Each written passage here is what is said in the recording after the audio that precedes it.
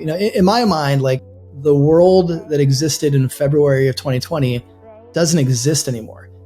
It just doesn't. And so I think for leaders and or HR teams that are trying to push back to that reality and just do a big reset, they can do that. And some companies absolutely will do that, but they're going to have a really hard time holding on to talent. I think when you look at some of the global statistics right now, upwards of 40% of employees are planning to look for a job this year. That coupled with the fact that there are so many more organizations now who've already made commitments to being hybrid or remote, and many new companies that are being created now are being created by default that way, those employees have options. So if you're trying to cram them back into a construct that no longer fits the world and certainly their world, they're going to make a choice with their feet and decide whether they want to stick around for that or go somewhere else. Hi everyone, and welcome to this episode of All About HR. I'm Nelly, and in today's episode, I talk with Lars Schmidt. Lars is the founder of the Redefining HR Accelerator. He's a best-selling author, and he's a podcast host himself of the Redefining HR podcast. We talked about the next generation of chief people officers, what skills are important for them. And in that regard, we talked about T-shaped. And we also looked at the powerful combination of community and shared learning. Why does that work so well? More than enough reason, I think, to check out this episode straight away. As always though, you know it by now. Don't forget to subscribe to the channel, hit that notification bell, and like this episode. Thank you so much, and enjoy the episode.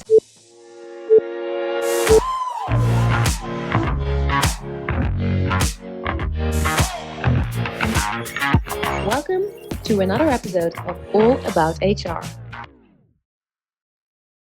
Hi and welcome everyone to a brand new episode of All About HR. I'm so happy that you all join us today again. My name is Nelly, I'm your host, and today I will be talking to Lars Schmidt, who is here with me. Hi Lars. Hey Nelly, how are you? I'm good, thank you. What about yourself? Yeah, I'm doing great. Good to be here. Looking forward to this. Yeah, me too, absolutely. Now, Lars, for those of you who don't know him yet, is the founder of the Redefining HR Accelerator and also the founder of Amplify. Now, Lars did many other things. He also wrote a bestseller called Redefining HR, and he himself is a podcast host. And now I think, Lars, that I'm surely forgetting a bunch of other things that you're doing, so I'm not sure if there's anything that you'd like to add. Yeah, I mean, that works. I'm a dad, I'm a husband. I do some writing for Fast Company as well, but really kind of at everything. I'm an advocate for modern HR and try to get involved in projects that help advance the field forward. Now, Lars, there's one question. No, there are actually several questions, but there's one definitely burning question that I had for you. And that is, what is it that you have with the color pink? Because I see pink a lot in the Redefining HR Accelerator communication. It's in your really fabulous studio that I already told you before the show that I'm a bit jealous of. It's also, I think, in one of the surfboards behind you. Sometimes you wear a pink t-shirt. So what is it with the color pink? I like the color pink first and foremost. But B, I'm a big brand nerd. I always have been. And so I like the idea of having a visual identity associated with the platform for Redefining HR, just so that it's consistent, so that if you're seeing whether it's a blog post, something about the accelerator, the community, podcast, video, whatever it might be, there's a consistency to the look and feel. And so with pink kind of being the anchor color for Redefining HR, I want to be able to reinforce that through all those different channels. And I think it works. Something else, Lars, I saw, you mentioned something that I thought, okay, I need to ask him about this. You said the future of work is not absolute. The future of work is choice. And there was this cool image, I think, of Bart Simpson that went with these words. Now, yeah, what can you tell us about that? Yeah, I mean, look, we're in an interesting time for HR. I don't need to tell your viewers and listeners that, they're part of your network and your community, so they know what's happening around us. I think that one of the biggest shifts for us right now is that, the history of HR, if you go back to our legacy, it's often oriented around, playbooks and set ways of doing things, right? This is how we do compensation. This is how we do recruiting. This is how we do benefits.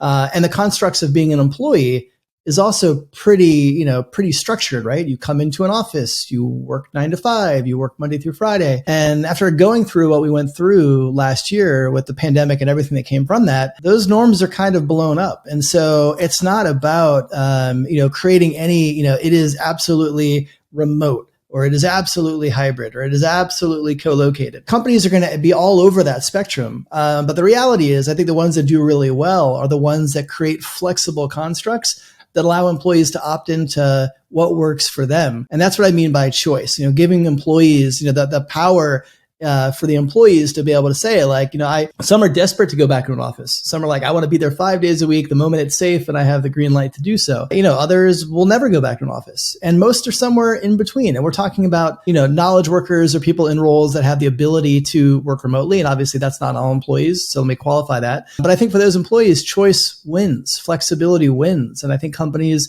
and HR teams specifically that master that are going to have a huge advantage. Choice is then the word for 2021 and beyond teams. And the phrase is probably hold on tight because, 2020 was brutal for HR for many reasons. 2021 is going to be exhilarating for many other reasons. So yeah, absolutely. Thanks, Lars. Now, slightly changing tack here because I wanted to talk with you, of course, about redefining HR. Redefining HR, when you hear that, it can mean many different things. But to you, what does redefining HR mean? Yeah, to me, redefining HR is kind of taking control of the narrative of what it means to practice HR. And what I mean by that is that oftentimes HR is stereotyped in a certain way based on kind of legacy perceptions of the function. So, transactional, reactive, administrative, things that aren't flattering and things, frankly, that I certainly don't identify with. And everybody who, I interviewed in my book and I have in my podcast and people who are leading modern teams, they don't identify with. And so the idea of, a lot of people think, do you mean like now we're people operations, or now we're talent and culture? Maybe. I'm not saying you have to kill the name HR. Obviously, my book is called Redefining HR. It's more about your mindset and your impact and kind of creating a new narrative for the field. And so that's, it's the reputation, it's the impact, it's how it's valued by the business.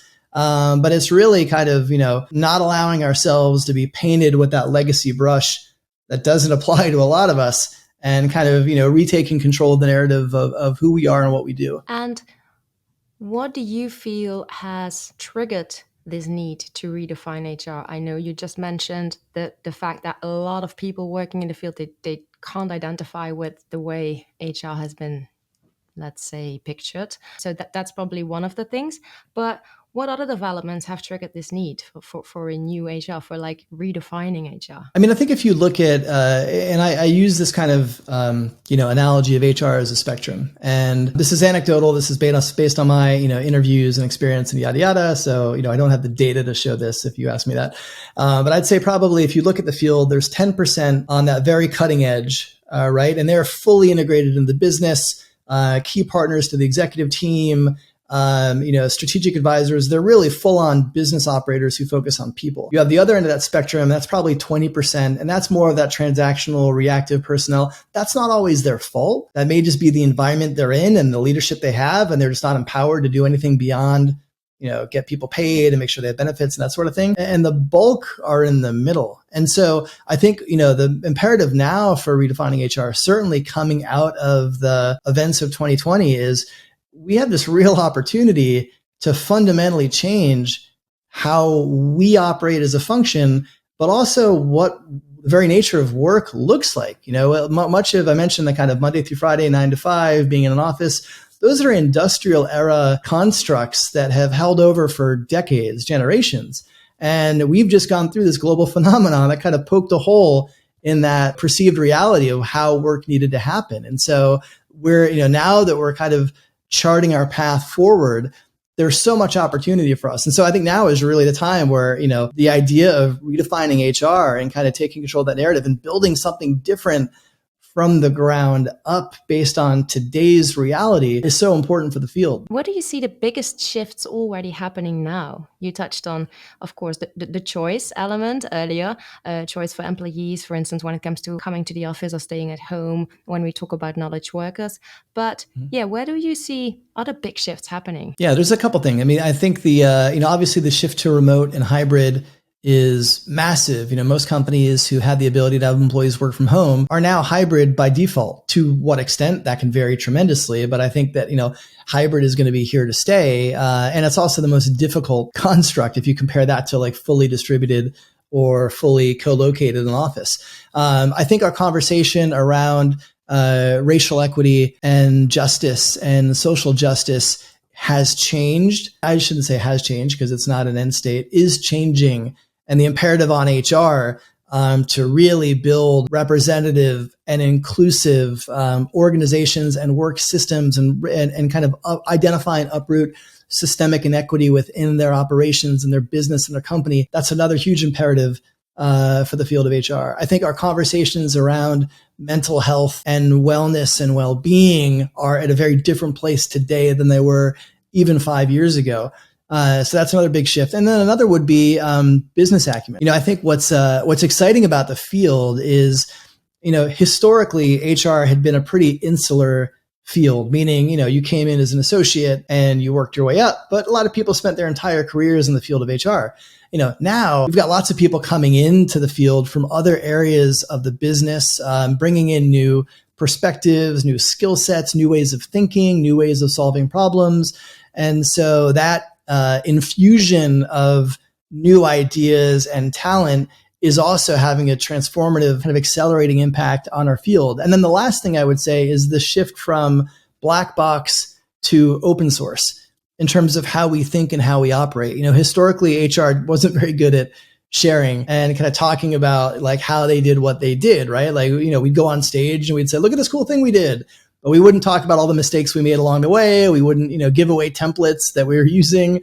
Now I think with the way that the ethos and the mentality of open source has scaled globally, people are much more willing to share their practices, share their templates, share their toolkits. And so having access to that propels us all forward. And so, all of those I think are key factors. Yeah, there are a lot of elements there that I would love to unpack. And I think we'll do that a little bit later on in the conversation, because there are a few things that I recognize and that we here at AIHR also feel are definitely happening now. So we'll come back to that a bit later, Lars.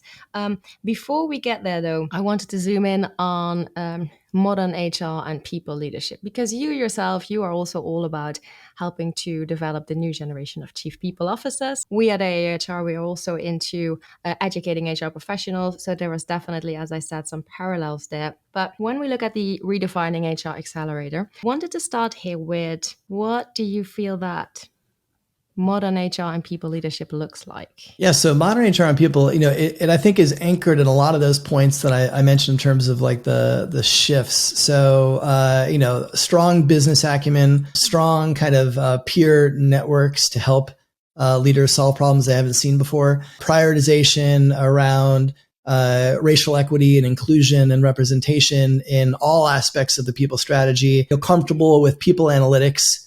You don't have to be a data scientist by any means. Few of us are. Few of our organizations even have people at that level, though some do. But you have to at least be, data informed and kind of understand how to extract insights from the data. You also have to be, agile. And I think, when I talk about agile, I use it more in the context of your mindset. So the world around us is, understatement, of course, but like changing dramatically. And it has been. And if we're not prioritizing our own learning, our own kind of education and learning agility to stay on top of some of these external factors that are impacting our business, we're limiting the value that we bring in our roles. And, it's a double-edged sword, because it's also never been more difficult to find the time to invest in that, because the demands of your jobs, for all of you who are practitioners right now, like you've got a really hard job, and the demands, they don't end, and they're increasing, frankly. And so because of that, it makes it really hard to find the time for education, but you've got to find a way to do that and to build that into your workflow, just so that you can keep tabs on all of these different changing dynamics that are definitely going to be having an impact in your world. Yeah, that's interesting that you mentioned that, Lars, because that is something I saw in one of your tweets, I believe. And there you said community and shared learning, that they are crucial to building a lasting career. And then you said, but yet many HR practitioners, they struggle to find the time. And by the way, I think that is true across the board, right? That is not just for HR practitioners, that's for everybody working in organizations. We all say that L&D is very important. We all recognize the importance of developing your people within the organization. But then one of the, I think, most common issues that everybody has to deal with is people struggle to find that time. What do you think could help tackle that? Do you have any thoughts on that? Yeah, I mean, I do. Look, I think at a bare minimum, and this is certainly what I do myself, and I advocate anybody that will listen to do the same. At a bare minimum, carve out 1 hour in your schedule every single week, same time, same hour.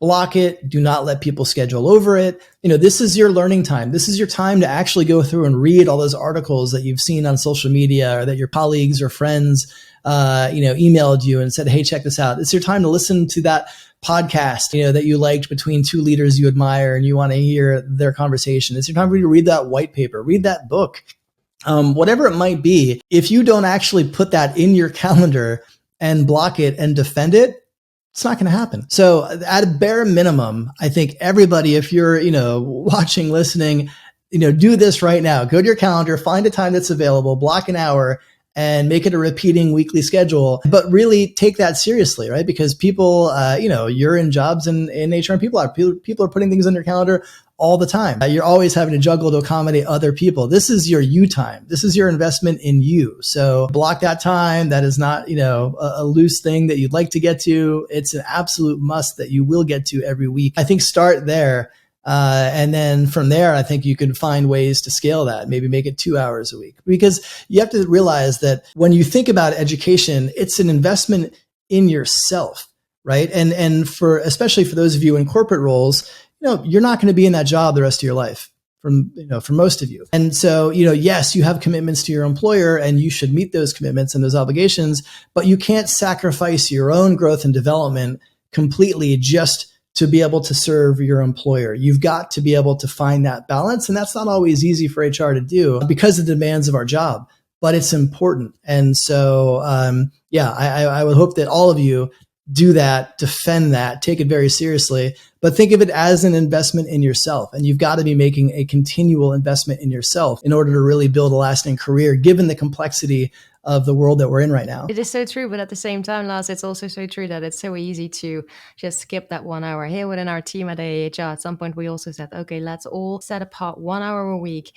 to learn, like you say, to invest in yourself, to work on your development. And obviously I started that, was very optimistic, and for the first maybe 5-6 weeks, it went very well. And then, slowly but surely, that 1 hour now, I don't know where it went, but it's gone. Yeah, look, you're a great case study. It's easy to say, it's not easy to do. That's why I'm reinforcing, you've really got to be committed to this and view it as this isn't just now I'm going to learn something today. This is I'm going to invest in myself. I'm worth investing in myself. And that, I think when you reframe that narrative a little bit, so that it's not just I want to learn because learning is important. You're saying, I want to invest in myself because an investment in myself will pay dividends down the road, today and tomorrow and in the future. I think maybe reframing that a little bit might help, make that commitment a bit more firm. But it's not easy. So I don't want to present that it is. No, but I agree with you. And maybe that's another thing that we should redefine then, Lars, right? That we shouldn't maybe talk about it as development or learning. Maybe we should talk about it as investing in yourself and then, to have the dividends down the road. I think this goes for a lot of things that we talk about. It's so easy to say we should do this, we should do that. But in practice, it always is so much harder than when we can philosophize a little bit about it. And for instance, a conversation that we have today. And I think that also goes for modern people leadership. Now, one of the things that I was wondering about here is that many organizations, that's what we're seeing now as well, they aren't there yet. We see examples, and I saw you talk about them as well on your social channels, of companies who can't wait to push their people back into the offices. How optimistic are you actually that this awareness of modern people leadership, redefining HR, that will actually become mainstream? Yeah, look, I'm an eternal optimist, so that applies to this as well. But I think, but I'm also a realist. We have to own that, the kind of HR that we're talking about, that modern, progressive, the kind of case studies that I highlight in the book, that's the minority of the field. That's not the majority, right? So let's own that and be honest about that. I think that when you look at organizations that are trying to push back to those, in my mind, the world that existed in February of 2020 doesn't exist anymore. It just doesn't. And so I think for leaders and or HR teams that are trying to push back to that reality and just do a big reset. Like we're just going to go in the Wayback Machine and we're going to hit that date and we're going to they can do that. And some companies absolutely will do that, but they're going to have a really hard time holding on to talent. I think when you look at some of the global statistics right now, upwards of 40% of employees are planning to look for a job this year. They call it the great, tsunami of turnover and the great exodus. I think that, that coupled with the fact that there are so many more organizations now who've already made commitments to being hybrid or remote, and many new companies that are being created now are being created by default that way. Those employees have options. So if you're trying to cram them back into a construct that no longer fits the world and certainly their world, they're going to make a choice with their feet and decide whether they want to stick around for that. Or go somewhere else. Or maybe they're going to stick around and be miserable because now they're commuting, 3 hours a day again, and they haven't done that for 15 months. That's, now you either have people leaving or you have people staying and being actively disengaged. Both of those outcomes are pretty bad. So I think what I expect to see, like this shift that is happening right now with like people designing return to workplace plans and making commitments to hybrid and figuring that out, like the next year is going to be like this. It's going to be all over the place. And I think we're not really going to start to stabilize until probably mid 2022, when companies have tried some of these models and they've failed and they tried different things, or companies, pushed to return to that pre-pandemic norm and their employees, said, nope, that doesn't work for us. And they left. Like, I think that some of those organizations that are trying to revert back to that legacy process, they're probably going to have to feel some pain before they make changes. Because in their mind right now, like until they felt that pain, sure, like I read all these articles that talk about the Great Resignation and all these things, but my people like it here. My people want to go back in office. I'm the CEO. I want to go back in office. And if I do, I'm sure my employees do. So I'm going to make everybody do that.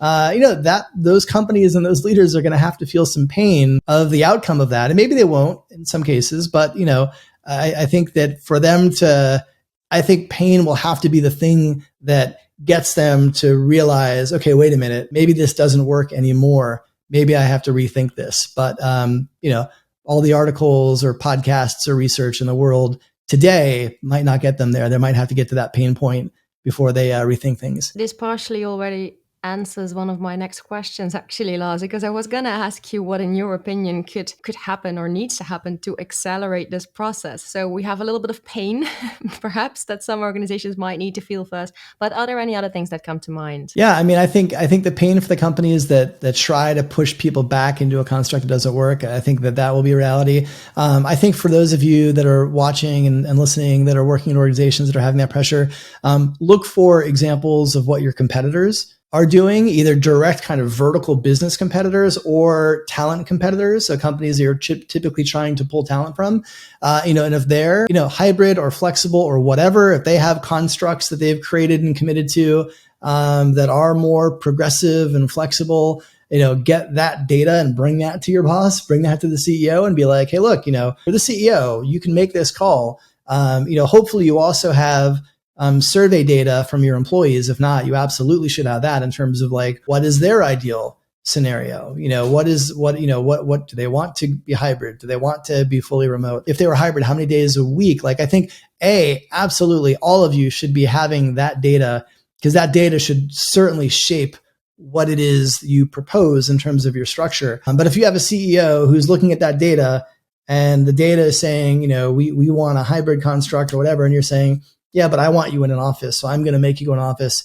Like, you have the data to show them that's a mistake. You're telling them based on all the other research that's out there right now that you can easily get your hands on that that's a mistake. But the reality is, some CEOs are just going to be very stubborn about what they expect. And, no amount of data is going to change their mind. That's why I say, in those scenarios, pain is the only thing that might. Yeah. I'm afraid that's true too. Now, Lars, you already mentioned a few of the competencies that you believe are very important for the new generation of chief people officers. I heard you talk about data literacy. You also talked about business acumen, among other things. And at AIHR, we also believe that the future of HR is T-shaped. So we have this competency framework, and there are 5 main competencies. There's business acumen, surprisingly, there's data literacy, there's people advocacy, there is digital integration, and then in the vertical part of that T is the functional capabilities or the functional competencies. Now, I wanted to ask you what your thoughts are on this. Yeah, I mean, look, I think all those things are right. What I might add to that would be, I hate the term branding as it relates to an individual, but I think executive branding and presence and the ability to influence up and down the organization is a vital component to modern chief people officers, and often something that they get zero training in. And for some people who are lucky, like they have innate abilities in that area, and they're able to do that. For many, they don't, and they need that to be successful. If you're influencing the board, if you're like we're talking about designing and kind of pushing back perhaps against the CEO who's trying to go in the wrong direction, if you don't have that ability to influence and to communicate and to make a compelling argument and back it up and stand by it firmly, it's going to be really hard to move that. And I think, again, going back from like the modern profile to the legacy profile, because the legacy profile, the stereotype is it's more administrative and reactive, like they don't have influence. They're not able to influence that shift. And so that piece is there. And I would even say, and this kind of connects to that a little bit, is writing and communication. Written communication. I think so much of our, whether it's, emails, blog posts, company memos, etc., most of us in HR have never been trained in writing, in actually kind of, articulating our thoughts and ideas in a concise way with written language. And so I think that's another piece that is really important. But I do agree that T-shape is important. You have to have a deep enough understanding in a lot of those areas, and you're probably only going to go deep in a couple of them. So super interesting additions there, though, Lars. And I think you are absolutely right that the let's say the influence element, very important, and the writing also very important. And I think the two are, well, everything is linked, of course, but these two particularly are, because I think when you want to make your point as a CHRO or a chief people officer, one, yes, you need to know how to verbally make your point and come across, but that's something that you, I think, 9 out of 10 times will probably need to support by a written material as well. So I think these two make a lot of sense. So what I wanted to ask you about as well, Lars, is you have this combination also in the Redefining HR Accelerator of community and shared learning. What makes this such a powerful combination, in your opinion? Yeah, I mean, to me, like my personal kind of approach and view is, community over everything. I think community is so core to advancing the field of HR, and particularly as it relates to, CPOs and, existing CPOs, CHROs, heads of people, and people that are moving into that space. Your community is your lifeline in a lot of cases. Like, it is such a hard job. It is an incredibly difficult job. It's an emotional job. It's a stressful job. You're dealing with the highest and highs and lowest of lows of employees. And you need that support network. You cannot be a high impact CPO if you don't have a peer network. You just can't, because there's so many things that you can't share with anybody in your organization. And if you don't have external people to share that with, to ask questions, to lean on when you need it, it's already a lonely job, but it's infinitely more lonely if you don't have those peer networks to support you. And so what's interesting to me about like the cohort programs within the Accelerator is, you're learning alongside a global mix of peers. And, for the upcoming cohort that launches in July, there's students from 8 countries represented. And so in particular, I think as important as it is, and this is kind of similar to my comments around education, as important it is to build your network as a CHRO, it's really hard to find the time to do that, right? You don't have a lot of bandwidth to go to conferences back when conferences happened. You might have a local peer network, in your local city. You might have if you're working in tech, most venture capital firms will have, somebody who kind of gets all the heads of people together, and has like a loose organization around that. But, though, if you have those, you're lucky. And a lot of people don't even have those. And so I think what's interesting and actually very intentional around designing the Accelerator program is I wanted to create a platform to bring global people leaders together to share ideas, to build kinship and community. The way that the organization, the cohorts are structured, It's a mix of asynchronous and synchronous learning. So for the synchronous session, one of them is a learning session where I bring in guest instructors who are, world-class experts in different disciplines to train them on a topic. And then the other is a discussion session where they're all broken into breakout groups, and the breakout groups are to discuss that topic, but also to share challenges that they're facing in their current role related to that topic, so that everybody can say, oh, you know what? I've faced that before, and here's what I did when that happened. Or maybe you can try this. Or actually, you know what? I designed this a year ago. I have all these templates. I'll send them to you and you can use them. So the ability for that peer-to-peer, no pun intended, but acceleration of both learning and network equity is essential. So I think that's going to be, everything that I build within the accelerator as it continues to scale will have a default lean on community, because I think that's just so important in today's world, especially for the next generation of CPOs. All right, Lars, I think we are now getting to the very last part of our conversation. And there's something that we like to do with all our guests is we like to ask them to share an epic fail or an epic win with us. Yeah. I mean, look, I love, failure. There's lots of good learning in failure. I think a recent epic fail for me was, last year during the pandemic, I host a podcast called Redefining HR. I thought that, with everybody at home, quarantining for the most part, I would experiment with, instead of doing an audio podcast, I would make it a daily live video show. And I would, I thought, hey, perfect environment to experiment with something like that. It was a disaster. Like, nobody watched, nobody caved. There was no engagement. I did it for about 3 weeks. And then just, realized it was, just didn't get any traction. So I had to kill it and go back to the typical format. So that was a humbling experience. I thought something that I thought would land didn't land at all. And that, I think for me, I'm the opposite of risk averse. Like, I'm happy to try things and pilot. And if they work, do more of them. And if they don't, move on from it. And so that was a good lesson for me of just, live streaming video and in the context of the early days of a global pandemic. I think, a win for me was, probably back when I was at, Ticketmaster, one that stands out, when I was being groomed to succeed our CHRO. And in that, they asked me to create an internal comms function at Ticketmaster from the ground up. And I did that for about a month before we announced our intent to merge with Live Nation. And, they didn't have anybody who did internal comms there. And they looked at our org chart. They're like, oh, wait, you have this Lars guy who does internal comms. And like, I had been the global head of talent acquisition. Like, I'd been a recruiter all up until the last month when I started branching out a bit. And so I was tasked with the internal comms strategy for a multi-billion-dollar global merger.